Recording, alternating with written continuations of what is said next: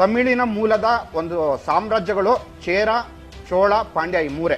ಇನ್ನು ತೆಲುಗು ಅವರದು ಒಂದೇ ಕಾಕತೀಯ ಡೈನಸ್ಟಿ ಅಂತ ಒಂದು ಬರುತ್ತೆ. ಕಾಕತೀಯ ಬಿಟ್ರೆ ಅವ್ರು ಮತ್ತಿನ್ಯಾವುದೋ ಒಂದು ಸಾಮ್ರಾಜ್ಯವನ್ನ ಕಟ್ಟಕ್ಕೂ ಆಗ್ಲಿಲ್ಲ. ನಾವು ಸಾಧಾರಣವಾಗಿ ಇವತ್ತು ಭಾರತದಲ್ಲಿ ನಾವೇನಾದ್ರು ನೋಡೋದಾದ್ರೆ ಭಾರತದ ಒಳಗಡೆನೂ ಕೂಡ ಸಾಕಷ್ಟು ಭಾಷೆಗಳಿದೆ. ಈಗ ತಮಿಳ್ ಇರ್ಬೋದು, ತೆಲುಗು ಇರ್ಬೋದು, ಮರಾಠಿ ಇರ್ಬೋದು, ಹೀಗೆ ಬೇರೆ ಬೇರೆ ಭಾಷೆ ಇದೆಯಲ್ಲ. ಆ ಒಂದು ಭಾಷೆಯವ್ರ ಜೊತೆ ನಾವೇನಾದ್ರು ಹೋಲಿಸ್ಕೊಂಡು ನೋಡಿದ್ರೆ ತಮಿಳಿನ ಮೂಲದ ಒಂದು ಸಾಮ್ರಾಜ್ಯಗಳು ಚೇರ, ಚೋಳ, ಪಾಂಡ್ಯ ಈ ಮೂರೇ. ಇನ್ನು ತೆಲುಗು ಅವರದು ಒಂದೇ ಕಾಕತೀಯ ಡೈನಸ್ಟಿ ಅಂತ ಒಂದು ಬರುತ್ತೆ. ಕಾಕತೀಯ ಬಿಟ್ರೆ ಅವ್ರು ಮತ್ತಿನ್ಯಾವುದೋ ಒಂದು ಸಾಮ್ರಾಜ್ಯವನ್ನ ಕಟ್ಟಕ್ಕೂ ಆಗ್ಲಿಲ್ಲ. ಇನ್ನು ಮರಾಠಿಗಳದು ಮರಾಠ ಸಾಮ್ರಾಜ್ಯ ಅದು ಸುಮಾರು 150 ವರ್ಷಗಳು ಕೂಡ ಆಡಳಿತ ಮಾಡಿಲ್ಲ. ಪ್ರಾಕೃತವನ್ನ ಬಳಸ್ತಾ ಇದ್ದಂತ ಅಂದ್ರೆ ಇವತ್ತು ಯಾರು ಪ್ರಾಕೃತವನ್ನ ಮಾತಾಡಲ್ಲ.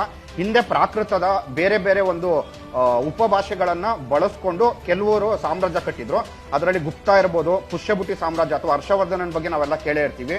ಗೂರ್ಜರ ಪ್ರತಿಹಾರ ಇರ್ಬೋದು, ಪಾಲ ಡೈನಸ್ಟಿ ಇರ್ಬೋದು, ಹೀಗೆ ಕೆಲವು ರಾಜಮನೆತನಗಳು ಭಾರತದಲ್ಲಿ ಕಂಡು ಬರುತ್ತೆ. ಹಾಗಾಗಿ ಒಟ್ಟಾರೆ ನೀವು ಭಾರತದ ಬೇರೆ ಬೇರೆ ಭಾಷೆಯವರ ಜೊತೆ ಹೋಲಿಸ್ಕೊಂಡು ನೋಡಿದ್ರು ಕನ್ನಡಿಗರ ಇತಿಹಾಸ ಬಂದು ವಿಶ್ವದ ಶ್ರೇಷ್ಠವಾದ ಇತಿಹಾಸ ಅಂತ ಇಲ್ಲೇ ನಮಗೆ ಗೊತ್ತಾಗುತ್ತೆ.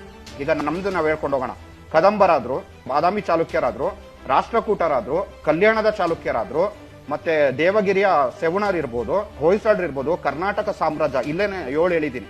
ಇದು ಕರ್ನಾಟಕದಿಂದ ಹೊರಗೆ ಹೋಗಿ ಮಾಡಿದಂತಹ ನಾವು ಸಾಮ್ರಾಜ್ಯಗಳ ಪಟ್ಟಿ ನೋಡಿದ್ರೆ ನಾನು ಆಗ್ಲೇ ಹೇಳ್ದಂಗೆ ಸೋಲಂಕಿಗಳು, ಪೂರ್ವದ